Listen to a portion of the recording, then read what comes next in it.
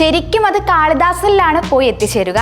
ശ്രീരാമൻ സീതയോടുകൂടി ലങ്കയിൽ നിന്ന് തിരിച്ചു വന്നത് പുഷ്പക വിമാനത്തിലാണ്. അന്നത്തെ വിമാനത്തിൽ നിന്ന് കൈ പുറത്തേക്കിടാൻ സാധിച്ചിരുന്നു. അങ്ങനെ സീത കൈ പുറത്തേക്കിട്ടപ്പോൾ ഒരു മിന്നൽ അവളുടെ കയ്യിൽ കയറിയങ്ങ് ചുറ്റി.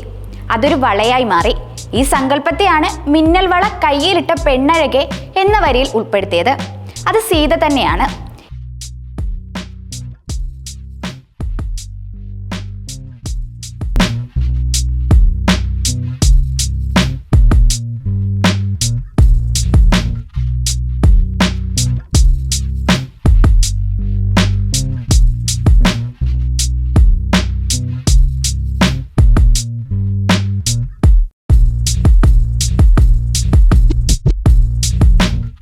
ഈ സങ്കല്പത്തിന് മറ്റൊരു ന്യായീകരണം കൂടിയുണ്ടെന്നും കൈതപ്രം പറയുന്നുണ്ട്.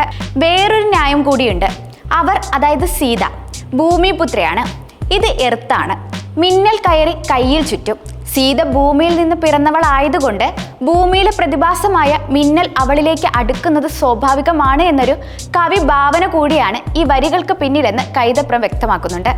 ഒരു സാധാരണ വരിയായി തോന്നുമെങ്കിലും ഇന്ത്യൻ പുരാണങ്ങളിലെയും ക്ലാസിക്കൽ സാഹിത്യത്തിലെയും ഭാവനയെ മനോഹരമായി ആധുനിക ഗാനത്തിലേക്ക് കൊണ്ടുവന്നതിൻ്റെ ഒരു ഉദാഹരണം കൂടിയാണിത്.